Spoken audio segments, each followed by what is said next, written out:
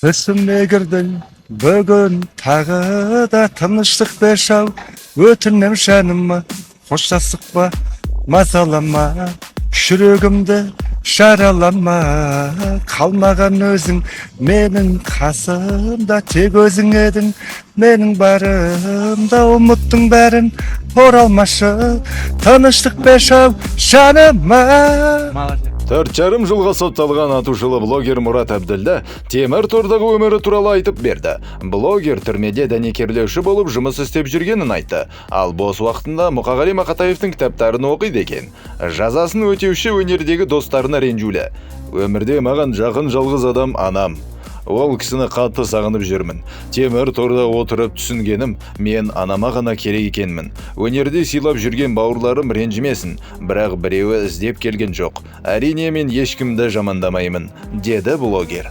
Сұхбат соңында Мұрат Әбділді басына қиыншылық туғанда өзіне қолдау көрсеткен тыңдармандары мен көрермендеріне темір тордың ар жағынан сәлем жолдады.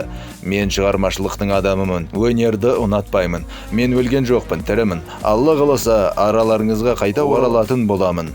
Менің болашақ әндерім мен клиптерімді міндетті түрде күтіңіздер. Барлықтарыңызға жақсы күндерді тілеймін, деп сөзін түйді ол. Ассаламағалейкум, белем фандар, жақсы жандар деп кеткенсің ба?